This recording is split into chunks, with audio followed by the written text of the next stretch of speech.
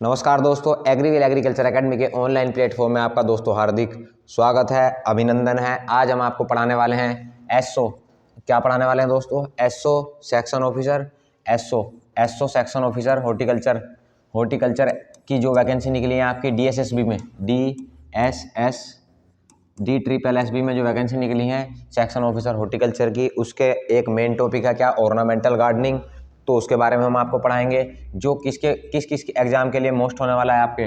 एक तो आपका जो राजस्थान एग्रीकल्चर सुपरवाइज़र का जो एग्ज़ाम है उसके लिए क्या होने वाला है? इम्पोर्टेंट होने वाला है। और किसके लिए पर्पज से? डीएसएसबी का जो सेक्शन हॉर्टिकल्चर ऑफिसर है उसका मेन होने वाला है। और एनएचबी नेशनल हॉर्टिकल्चर बोर्ड द्वारा सीनियर हॉर्टिकल्चर ऑफिसर की जो वैकेंसी निकली हुई है उसके लिए टॉपिक क्या होने वाला दोस्तों? इंपॉर्टेंट होने वाला है। आइए दोस्तों शुरू करते हैं। पहले बात करते हैं किसकी? अगर हम गार्डन की बात करें, किसकी बात करें दोस्तों? अगर हम बात करें गार्डन की, तो दोस्तों गार्डन जो था वो प्राचीन काल से ही, अब गार्डन किसे कहते हैं? गार्डन कहते हैं दोस्तों कोई भी एरिया है, कोई अगर बड़ा एरिया है उसे हम सुंदर अच्छे तरीके से पेड़ पौधों से, शाखाओं से, झाड़ियों से अच्छी तरीके से क्या करें? सजा दें। क्या कर दें? सजा दें। सजावट कर दी हमने। तो जो जिस एरिया की हमने सजावट की उससे क्या आने लगी? हमारी मनी भी आने लगी, और मनी आने लगी और लोगों का क्या होने लगा? आकर्षण होने लगा उस तरफ। लोग पहले कोई खाली खेत पड़ा हुआ है उसमें लोगों का आकर्षण नहीं होगा, लेकिन जब इस खाली पड़े हुए खेत को हमने सुंदर पेड़ पौधों, बगीचों से सजा दिया, झाड़ियों से सजा दिया, फूलों से सजा दिया, वृक्षों से सजा दिया, तो लोगों का क्या हुआ? इधर आकर्षण हुआ। क्या हुआ दोस्तों? आकर्षण।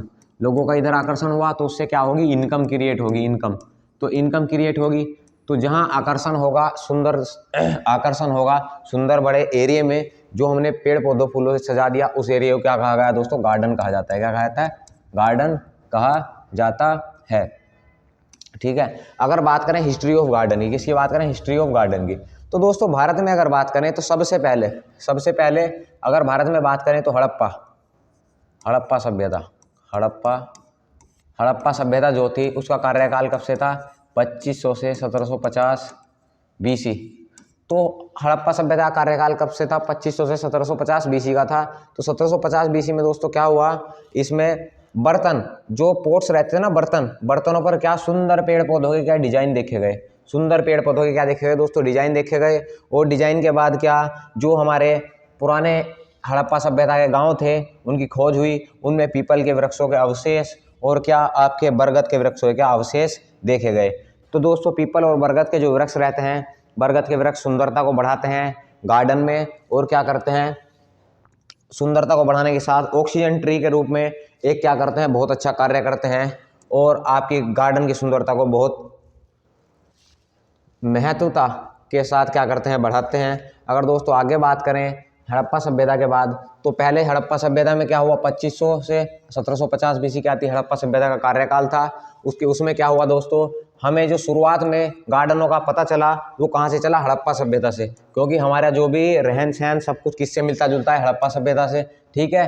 तो हड़प्पा सभ्यता में दोस्तों मैंने आपको बताया कि क्या हुआ वहाँ पहले बर्तनों पर क्या होता था दोस्तों? बर्तनों पर पेड़ पौधों का क्या बनाते थे? डिजाइन बनाते थे। क्या बनाते थे? डिजाइन बनाते थे प्रत्येक गांव में। और प्रत्येक गांव में क्या? फाइकस रेलिगोसा पीपल और फाइकस बेंगालेंसिस यानी कि बरगद के वृक्ष जगह जगह गांव में लगे होते थे। उसके बाद बात करें सन 1600 ईस्वी में, क्या बात करें? पहले तो हड़प्पा सभ्यता 2500 से 1750 BC। उसके बाद बात करें 1600 में कौन आया भारत में? आर्य आए। कौन आए दोस्तों? आर्य। 1600 में कौन आए? आर्य। तो उन्होंने आर्यों ने क्या किया? आर्यों ने वेदों पर बहुत अधिक ध्यान दिया। क्या दिया? वेदों पर ध्यान दिया, जैसे ऋग्वेद, अर्थवेद, यजुर्वेद और सामवेद, 4 वेद। क्योंकि दोस्तों जो हमारा आर्य समाज है वो क्या करता है? मेनली जो आपके वेद होते हैं उसके सिद्धांतों पर क्या करता है? चलता है। तो उन्होंने बताया कि अनेक वेदों में क्या हुआ? सुंदरता वाले पेड़ पौधे, माउंटेन ट्री, फॉरेस्ट और जितनी भी झाड़ियां थी, इनका क्या वर्णन आपको वेदों में देखने को मिलता है। ठीक है। क्योंकि वेद किसके पास थे? वेद को कौन पढ़ते थे? आर्य पढ़ते थे। और सभी पेड़ पौधों, वृक्षों, पहाड़ों का जो सुंदरता भरा वर्णन मिलता है वो कहाँ मिलता है? वेदों में मिलता है। तो दूसरा जो अभिलेख था हमारा वो क्या था दोस्तों? प्रमाण, वो थे वेद। अब वेदों के बाद अगर हम आगे बात करें, किसकी बात करें? वेदों के बाद बात करें हम किसकी? रामायण की। किसकी बात करें? रामायण की। तो दोस्तों जो रामायण थी ये किसके द्वारा लिखी गई थी? महर्षि वाल्मीकि द्वारा। रामायण महर्षि वाल्मीकि द्वारा लिखी गई थी। और इसके अंतर्गत क्या किया गया था दोस्तों? अयोध्या शहर जो था उसका वर्णन किया गया था, जिसके राजा कौन थे? राम थे, राजा राम थे, इसका वर्णन किया गया था। और उसमें क्या था? वर्णन था अयोध्या के बारे में, बड़े बड़े घर थे और क्या थे? वो सुंदरता रहित, डेकोरेटेड, सुंदरता, जैसे हम दीपावली पे सुंदरता बनाते हैं उसी तरीके से क्या थे? सजे हुए थे। जो घर थे वो कैसे थे? सुंदरता जैसे थे और बहुत ही सुंदरता तरीके से सजाए हुए थे। और वहाँ क्या थे? अयोध्या में बड़े बड़े गार्डन थे और फलों के पेड़ थे और फूलों के क्या थे? बहुत सारे छोटे छोटे गार्डन और बगीचे बने हुए थे, जिसका वर्णन वाल्मीकि रामायण में वाल्मीकि जी ने किया है। इसका मतलब ये है दोस्तों, अगर ऑर्नामेंटल गार्डनिंग की बात करें, हम गार्डन की बात करें, तो प्राचीन काल से ही क्या है? हमें अपने वेदों, उपनिषदों और ग्रंथों में क्या मिलता है? इनका अभिलेख मिलता है, इनके प्रमाण मिलते हैं। अगर दोस्तों आगे हम बात करें, तो जो भगवान हमारे राम थे और माता सीता थी, उनके समय में बहुत सारे क्या होते थे? ऑब्जर्व नंबर, बहुत सारे पेड़ जो थे सुंदरता को बढ़ाने वाले थे। लेकिन क्या था? एक ऐसा पेड़ था जो कौन था? One such tree was Ashok. Ashok का जो दोस्तों पेड़ था, उस वो क्या करता था? सीता माता को अपनी ओर बहुत ही, और श्री राम को अपनी ओर क्या करता था? मनमोहित करता था। क्योंकि अशोक का पेड़ क्या करता है? प्रकृति की सुंदरता को बढ़ाता है। तो अशोक का आपसे क्वेश्चन पूछा जा सकता है कि अशोक का पेड़ किससे संबंधित था? तो आप लिखना है सीता माता से या श्री राम से। अगर दोस्तों नेक्स्ट हम बात करते हैं अनोदर इपिक, महाभारत। हाँ, अब अयोध्या, उसके रामायण के बाद अगर हम बात करें किसकी? महाभारत की। तो महाभारत दोस्तों किसने लिखा था? महर्षि वेद व्यास ने। महर्षि वेद व्यास ने क्या लिखा था? महाभारत लिखा था। और अगर महाभारत की हम बात करें, तो महाभारत में अनेक फूलों का क्या मिलता है? अनेक फूलों का क्या मिलता है? वर्णन मिलता है। और कृष्ण जी के लिए कौन सा पेड़ पसंद आता है? कदम्ब। कदम्ब के वृक्ष का क्या मिलता है? वर्णन मिलता है। और कदम्ब का वृक्ष आपसे क्वेश्चन में पूछा जाए किससे संबंधित है? तो भगवान श्री कृष्ण से संबंधित है। जो क्या है कि महाभारत काल में जिसका क्या मिलता है? वर्णन मिलता है। अगर बात करें कि टेस्ट पोस्ट कालिदास की अगर बात करें हम, तो कालिदास ने क्या किया था दोस्तों? कालिदास ने भी अपनी रचनाओं में क्या किया? कुमार संभव में, कौन सी रचना थी कालिदास की? कुमार संभव, जिसमें अशोक, कल्पवृक्ष, शिरीष फ्लोवर, बूटिया और परिजातम क्या किया? इन सभी में क्या किया? अनेक फूलों और पौधों का क्या किया दोस्तों?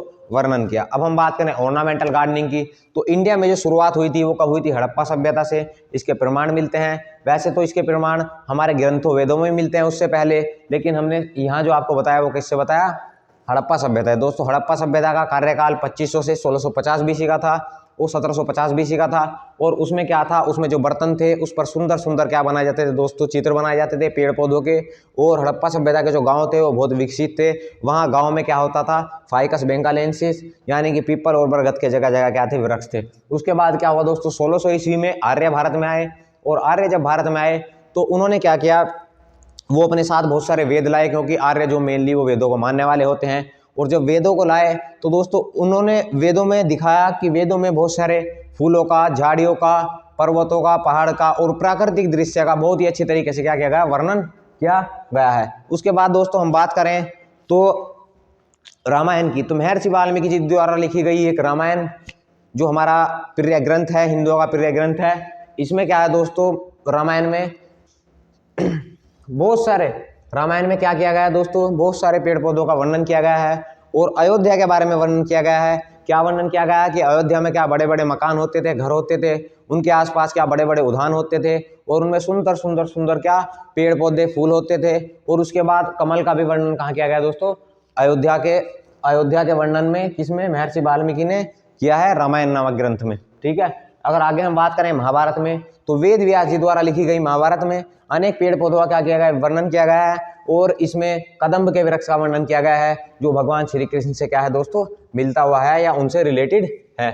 अगर बात करें कालिदास की, तो कालिदास ने अपनी रचना कुमार संभव में अशोक के, कल्पवृक्ष और शिरीष फ्लोवर और बूटिया नामक अनेक पेड़ पौधों का क्या किया है दोस्तों? वर्णन किया है। और लोटस, कमल और लिली नामक जो फूल हैं आपके, इनका भी क्या किया है दोस्तों? वर्णन किया है। अब नेक्स्ट अगर हम बात करें भगवान बुद्ध की, किसकी बात करें? भगवान बुद्ध की। तो दोस्तों भगवान बुद्ध की अगर पेड़ों से बात करें, पौधों से, तो भगवान बुद्ध के समय में बहुत सारे पेड़ पौधे जो थे उनसे रिलेटेड थे। अगर हम बात करें किसकी? भगवान बुद्ध की। किसकी बात करें हम? भगवान बुद्ध की।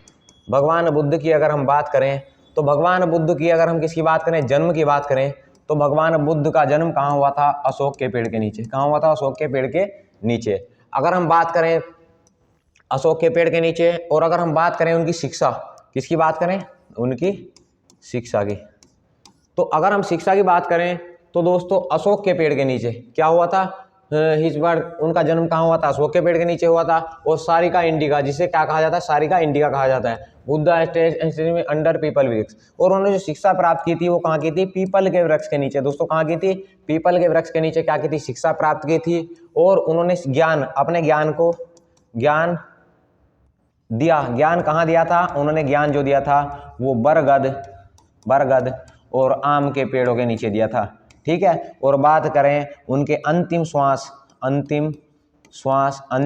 जो थे दोस्तों, वो अंतिम श्वास साल के पेड़ के नीचे हुए थे। कहाँ हुए थे? साल के पेड़ के नीचे। तो दोस्तों मेरा कहने का तात्पर्य ये है, ये सारे पेड़ पौधे आपको इसीलिए पढ़ाए जा रहे हैं क्योंकि सीधे सीधे क्वेश्चन आपके section officer horticulture, assistant horticulture officer या सीनियर हॉर्टिकल्चर ऑफिसर में सीधे पूछ लिए जाते हैं कि जो महात्मा बुद्ध की जो शिक्षा हुई थी वो कौन से वृक्ष के नीचे हुई थी? तो पीपल के वृक्ष के नीचे हुई थी। महात्मा बुद्ध का जो जन्म हुआ था वो सारिका इंडिका के नीचे हुआ था। कहाँ हुआ था? सारिका इंडिका के नीचे। उन्होंने एजुकेशन, ज्ञान कहाँ दिया था? तो बरगद और आम के पेड़ के नीचे दिया था। और उनकी अंतिम श्वास की बात करें तो अंतिम श्वास उनकी कहाँ ली थी? उन्होंने साल के वृक्ष के नीचे ली थी। अगर दोस्तों हम नेक्स्ट बात करें महात्मा बुद्ध के बाद महाराजा अशोक की, किसकी बात करें? सम्राट अशोक की। किसकी बात करें? सम्राट अशोक की। तो दोस्तों सम्राट अशोक का कार्यकाल था वो 264 से 227 बीसी का था। 264 से 227 बीसी का किसका कार्यकाल था? सम्राट अशोक का। तो उनका एक पुत्र था, उनके पुत्र का नाम क्या था दोस्तों? महेंद्र। उनके पुत्र का नाम क्या था? महेंद्र उनके पुत्र का नाम था। तो उसने क्या किया था? एक बोधि ट्री किसे कहा जाता है? पीपल को बोधि ट्री कहा जाता है। और जिसका नाम है फाइकस रेलिगोसा। ठीक है। तो पीपल के वृक्ष का क्या किया? प्रसार किया। और अनिरुद्धपुर, श्रीलंका के अनिरुद्धपुर में क्या किया? ये पौधे उन्होंने लगाए। किसने लगाए? महेंद्र ने लगाए। महेंद्र कौन था? वो महाराजा अशोक का पुत्र था। और महाराजा अशोक किस धर्म को मानते थे? वो बौद्ध धर्म के अनुयायी थे। किस धर्म के अनुयायी थे? बौद्ध धर्म के अनुयायी थे। तो यहाँ से सीधा सीधा क्वेश्चन आपसे पूछ लिया जाता है कि महात्मा कि अशोक के पुत्र कौन थे? वो महेंद्र। उन्होंने किस पीपल वृक्ष को श्रीलंका में लगाया था? तो उन्होंने दोस्तों पीपल के वृक्ष को क्या लगाया था? श्रीलंका में लगाया था। अगर बात करें वर्क की कालिदास की, कालिदास के पीरियड, कालिदास की बात करें तो कालिदास दोस्तों चंद्रगुप्त द्वितीय, जो चंद्रगुप्त द्वितीय था उसके समय के काल के थे। कालिदास किसके काल में थे? चंद्रगुप्त द्वितीय के शासन काल में थे। तो उन्होंने क्या किया? अनेक फूलों का क्या किया? वर्णन किया, जिसमें अशोक का ट्री, उसके बाद कदम्ब का वृक्ष, कदम्ब के वृक्ष के बाद अर्जुन का वृक्ष, उसके बाद बूटिया का वृक्ष, परिजात का वृक्ष, परिजात के वृक्ष के बाद बेटिनिया रेलिगोसा, और इसके बाद अनेक वृक्षों का क्या किया दोस्तों? इन्होंने वर्णन किया था। किसमें किया था?